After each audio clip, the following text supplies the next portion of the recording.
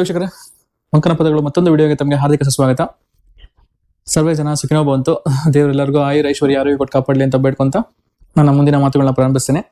ಅದಕ್ಕೂ ಮುಂಚೆ ಒಂದು ಸ್ಮಾಲ್ ರಿಕ್ವೆಸ್ಟ್, ದಯವಿಟ್ಟು ನನ್ನ ಚಾನಲ್ ಮಂಕನ ಪದಗಳು ಅಂತ ಟೈಪ್ ಮಾಡಿ. ಯೂಟ್ಯೂಬಲ್ಲಿ, ಫೇಸ್ಬುಕ್, ಇನ್ಸ್ಟಾದಲ್ಲಿ ಸೇಮ್ ID ಇದೆ. ಸರ್ಚ್ ಮಾಡಿ ಯೂಟ್ಯೂಬಲ್ಲಿ ನನ್ನ ಚಾನಲ್ನ ಸಬ್ಸ್ಕ್ರೈಬ್ ಮಾಡಿ. ಆ್ಯಂಡ್ ದಯವಿಟ್ಟು ನಾನು ಮಾಡಿರೋ ವಿಡಿಯೋಸ್ನ ಒಮ್ಮೆ ಕಂಪ್ಲೀಟಾಗಿ ನೋಡಿ. ಅದರಲ್ಲೆಲ್ಲ ಪಾಸಿಟಿವ್ ಮೆಸೇಜಸ್ ಇರುತ್ತೆ. ಅದನ್ನು ತುಂಬ ಜನಕ್ಕೆ ತಲುಪಿಸುವಂಥ ಕೆಲಸದಲ್ಲಿ ತಮ್ಮ ಸಹಾಯ ಕೋರ್ಕೊತಾ ಇದ್ದೀನಿ ವೀಕ್ಷಕರೇ. ಸೊ ದಯವಿಟ್ಟು ವಿಡಿಯೋಸ್ನ ತುಂಬ ಜನಕ್ಕೆ ತಲುಪಿಸೋದಕ್ಕೆ ಹೆಲ್ಪ್ ಮಾಡಿ ಅಂತ ಕೇಳ್ಕೊಂತೀನಿ. ನೇಚರ್ ಅಂತೀವಲ್ಲ, ಸೃಷ್ಟಿಯಲ್ಲಿ ಯಾವುದೇ ಒಂದು ವಸ್ತು ಅಥವಾ ಯಾವುದೇ ಒಂದು ಜೀವಿ ಅದು ಏನೋ ಒಂದು ಕಾರಣಕ್ಕೆ ಹುಟ್ಟಿರುತ್ತೆ ಅಲ್ವಾ.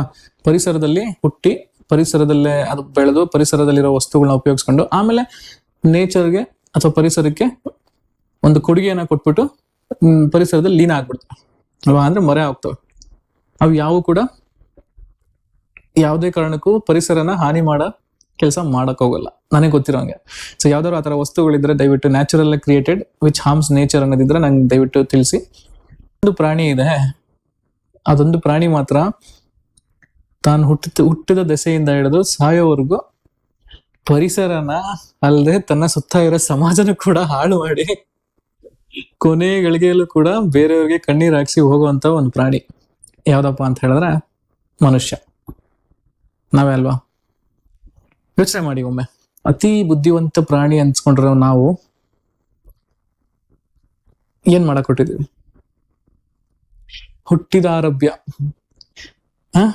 ಹುಟ್ಟಿಸಿದ ತಂದೆ ತಾಯಿನ ಕೂಡ ನಾವು ನೆಟ್ಟಿಗೆ ನೋಡ್ಕೊಳಲ್ಲ. ಜೊತೆಲಿ ಹುಟ್ಟಿದ ಅಣ್ಣ ತಮ್ಮ ಅಕ್ಕ ತಂಗಿ ಕೂಡ ಬೇರೆ ಆಗ್ತಾರೆ. ಆಸ್ತಿನೋ ಹಣಕ್ಕೋ ವಿಷಯಕ್ಕೋ ಜಗಳ ಆಡಿ ಬೇರೆ ಆಗ್ತಾರೆ.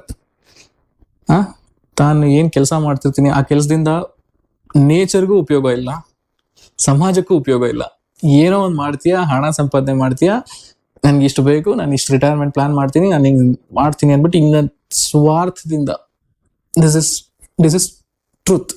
ನಾನು ಹೇಳೋದು ವೀಕ್ಷಕರ, ಸ್ವಾರ್ಥಕ್ಕೋಸ್ಕರ ನಾನು ಮುಂದೆ ನನ್ನ ರಿಟೈರ್ಡ್ ಆದ್ಮೇಲೆ ಚೆನ್ನಾಗಿರ್ಲಿ ಅಂತ ಹೇಳಿ ಏನಾದ್ರೂ ಆಗ್ಲಿ ಅಂದ್ಬಿಟ್ಟು ಹಣ ಸಂಪಾದನೆ ಮಾಡ್ಬಿಟ್ಟು ಕೊನೆಯ ಗಳಿಗೆಯಲ್ಲಿ ಏನು ಎತ್ಕೊಂಡು ಹೋಗಲ್ಲ, ಬರೀ ಕೈಯಲ್ಲಿ ಹೊಟ್ಟೋಗ್ತೀವಿ.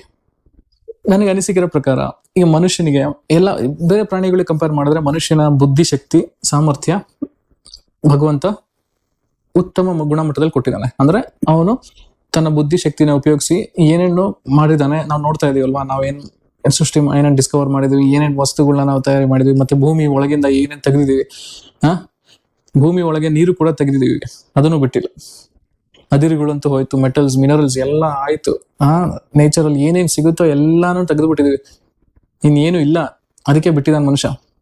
ಇನ್ನೇನಿದ್ರು ಏನೋ ಸೃಷ್ಟಿ ಮಾಡಿ ಅವ್ರವ್ರವರೇ ಹೊಡೆದಾಡ್ಕೊಂಡು ಸಾಯೋ ಅಂತ ವಸ್ತುಗಳನ್ನ ಕ್ರಿಯೇಟ್ ಮಾಡ್ತಾ ಇದಾರೆ ಅಷ್ಟೇ. ಯಾಕೆ ಹಿಂಗ್ ಆಗ್ಬಿಟ್ವಿ? ನಾವ್ ಯಾಕೆ ಚೇಂಜ್ ಆಗ್ಬಾರ್ದು ವೀಕ್ಷಕರೇ? ಪ್ರತಿಯೊಂದು ಕೆಲಸದಲ್ಲೂ ಕೂಡ ನಾವು ಸ್ವಾರ್ಥನೇ ನೋಡ್ತಾ ಇದೀವಿ. ಪರಿಸರದಲ್ಲಿ ನಮಗೆ ಏನ್ ಸಿಗುತ್ತೆ ಅಂತ ಹೇಳಿ ಹಂಗೆ ಯೋಚನೆ ಮಾಡಿ ನಾವು ಬೇರೆ ಪಶು ಸಂಕುಲನ ಅಥವಾ ಬೇರೆ ಪ್ರಾಣಿ ಪಕ್ಷಿಗಳಿಗೆ ಅವರ ಮನೆಗಳನ್ನ, ಆಸರೆನ, ಅವರ ವಾಸಸ್ಥಾನಗಳನ್ನೆಲ್ಲ ನಾವು ಹಾಳು ಮಾಡಿ ನಮ್ಮ ಮನೆಗಳನ್ನ ಕಟ್ಕೊಂತಾ ಇದೀವಿ. ಅವಕ್ಕೆ ಏನೇನ್ ಸಿಗ್ಬೇಕಾಗಿದ್ದೋ ಅದನ್ನೆಲ್ಲ ನಾವು ಡ್ಯಾಮ್ ಕಟ್ಟಿ ಕೂಡಿಟ್ಟು ನಾವು ಬಳಸ್ಕೊಂತಾ ಇದೀವಿ ಅಲ್ವಾ. ಹರಿಯುತ್ತಾ ಇರೋ ನದಿನ ನಾವು ನಿಲ್ಸಿ ಏನ್ ಮಾಡ್ತಾ ಇದೀವಿ? ಇದೆಲ್ಲ ನಾವು ಮಾಡ್ಬಿಟ್ಟು ನಾವು ಮನುಷ್ಯ ಅಂದ್ರೆ ಪ್ರತಿಯೊಂದು ಪ್ರಾಣಿ ಎಲ್ಲಾ ಪ್ರಾಣಿಗಳಿಗೂ ಶ್ರೇಷ್ಠವಾದ ಪ್ರಾಣಿ ಮನುಷ್ಯ ಅಂತ ನಮ್ಗೆ ನಾವೇ ಉಳ್ಕೊಂತ ಇದ್ವಿ. ಎಷ್ಟು ಮಟ್ಟಿಗೆ ಸರಿ? ನಗರೀಕರಣ, ಇಂಡಸ್ಟ್ರಿಯಲೈಸೇಷನ್ ಅಂತ ಹೇಳಿ ನಾವು ಅದ್ರ ಮನೆನ ಕಸ್ಕೊಂತ ಇದೀವಲ್ವಾ. ಅವು ಯಾರ ಹತ್ರ ಹೋಗಿ ಕಂಪ್ಲೇಂಟ್ ಮಾಡ್ತಾವ? ಅದಕ್ಕೆ ನಾನು ಮುಂಚೆ ಹೇಳಿದ್ದು, ಪ್ರತಿಯೊಂದು ಪ್ರಾಣಿ ನ್ಯಾಚುರಲ್ ಆಗಿ ಏನೇನು ಹುಟ್ಟಿದಾವೆ ಅವೆಲ್ಲ ನೇಚರ್ಗೆ ಹೆಲ್ಪ್ ಆಗುವಂತ ಕೆಲಸ ಮಾಡಿ ಹೋಗ್ತವೆ. ಯಾವುದೇ ಪ್ರಾಣಿ ಆಗ್ಲಿ ಪಕ್ಷಿ ಆಗ್ಲಿ ನೇಚರ್ನ ಹಾಳು ಮಾಡಿಲ್ಲ. ಅವು ಯಾವ್ದು ಭೂಮಿ ಬಗ್ದು ಚಿನ್ನ ತೆಗ್ದಿಲ್ಲ, ಅವು ಯಾವ ಭೂಮಿ ಒಳಗಡೆ ನೀರ್ ಕಿತ್ತಿಲ್ಲ. ಅದು ಯಾವ್ದನ್ನು ನಾವು ಮನುಷ್ಯ ಏನೇನ್ ಮಾಡ್ತಾನೆ ನೋಡಿ, ಅವ್ ಯಾವ ಕೆಲ್ಸನೂ ಪ್ರಾಣಿಗಳು ಮಾಡಲ್ಲ. ಅವು ತಂಪಾಡಿ ತಾವು ಹುಟ್ಟಿದಕ್ಕೆ ಸಾರ್ಥಕವಾಗುವಂತೆ ಬದುಕ್ತವೆ, ಸಾರ್ಥಕವಾಗಂಗೆ ಸಾಯ್ಬಿಟ್ಟು ಸತ್ತೋಗ್ಬಿಟ್ಟು ಒಂದು ಪರಿಸರದಲ್ಲಿ ಲೀನ ಆಗ್ತವೆ. ಅದ್ರಿಂದ ಯಾವುದೇ ರೀತಿ ಪರಿಸರಕ್ಕೆ ಹಾನಿ ಆಗಿರಲ್ಲ. ಆದ್ರೆ ಮನುಷ್ಯ ಒಂಥರ ವಿಚಿತ್ರ ಪ್ರಾಣಿ ರೀ. ಅವನಿಗೆ ಹುಟ್ಟಿದಾಗಿಂದ ಸಾಯೋವರೆಗೂ ಅವನ್ ಸುತ್ತ ಇರೋ ಜನಗಳಿಗೂ ನೆಮ್ಮದಿಯಾಗಿರಕ್ ಬಿಡಲ್ಲ, ತಾನು ನೆಮ್ಮದಿಯಾಗಿರಲ್ಲ. ಕೊನೆಯಲ್ಲಿ ಹೋಗ್ಬೇಕಾದ್ರೆ ಏನು ಎತ್ಕೊಂಡು ಹೋಗಲ್ಲ. ಇದನ್ ಮಾಡ್ಬೇಕು ಅದನ್ ಮಾಡ್ಬೇಕು, ಹಂಗ ಆಸ್ತಿ ಮಾಡ್ಬೇಕು ಹಿಂಗ ಆಸ್ತಿ ಮಾಡ್ಬೇಕು ಅಂತ ಎಲ್ಲಾರು ದ್ವೇಷ ಕಟ್ಕೋತಾನೆ. ಆಮೇಲೆ ಯಾರು ದ್ವೇಷ ಕಟ್ಕೊಳೋದ್ ಬೇಡ, ಎಲ್ಲರೂ ಚೆನ್ನಾಗಿರಿ ಅಂತ ಅವನೇ ಉಪದೇಶ ಮಾಡ್ತಾನೆ.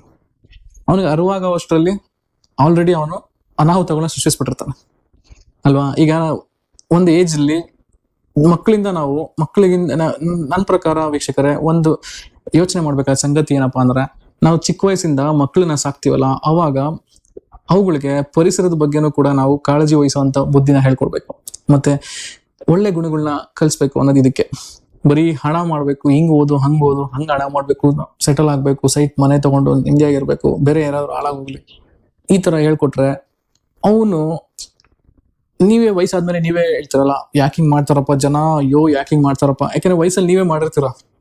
ನಾವು ಕೂಡ ಹಂಗೆ ಅಲ್ವಾ. ಈಗ ನಾವು ವಯಸ್ಸಲ್ಲಿದ್ದಾಗ ಮಾಡಬಾರ್ದು ಮಾಡ್ತಿರ್ತೀವಿ, ಯಾಕಂದ್ರೆ ನಾವು ಜೀವನದ ರೇಸಲ್ಲಿ ಓಡ್ತಾ ಇರ್ತೀವಿ.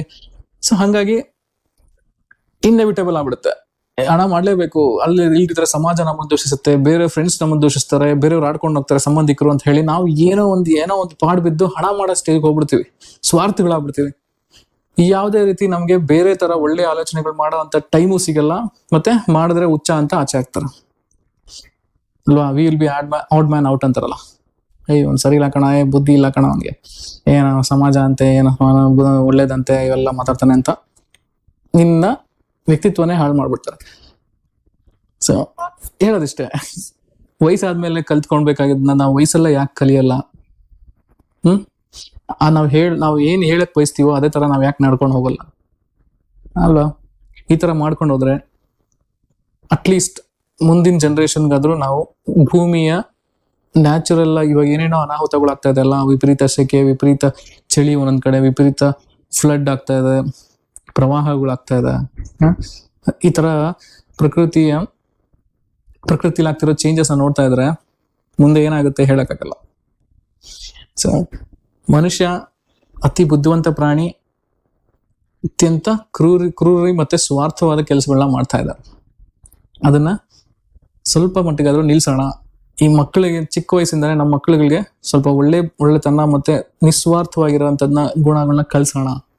ಅವ್ರ ಜೊತೆ ಸೇರ್ಬೇಡ, ಇವ್ರ ಜೊತೆ ಸೇರ್ಬೇಡ ಅಂತ ಹೇಳಿ ರೆಸ್ಟ್ರಿಕ್ಟ್ ಮಾಡೋದ್ ಬೇಡ. ಎಲ್ಲರೂ ಒಂದೇ, ನಾವೆಲ್ಲ ಮನುಷ್ಯರೇ, ಇನ್ಕ್ಲೂಡಿಂಗ್ ಪ್ರಾಣಿಗಳು, ಇನ್ಕ್ಲೂಡಿಂಗ್ ಪಕ್ಷಿ, ಇನ್ಕ್ಲೂಡಿಂಗ್ ಗಿಡ ಮರಗಳು, ನಾವೆಲ್ಲ ಜೊತೆಲಿ ಬಾಳ್ಬೇಕು.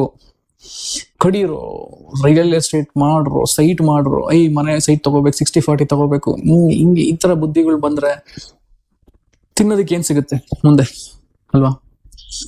ಸೊ ಎಷ್ಟೊಂದು ಹೇಳೋದಿದೆ ವೀಕ್ಷಕರೇ, ನಾನು ತುಂಬಾ ಲೆಂತಿ ಆಗುತ್ತೆ ಅಂದ್ಬಿಟ್ಟು ನಾನು ಇಲ್ಲಿಗೆ ಶಾರ್ಟ್ ಮಾಡ್ತೀನಿ.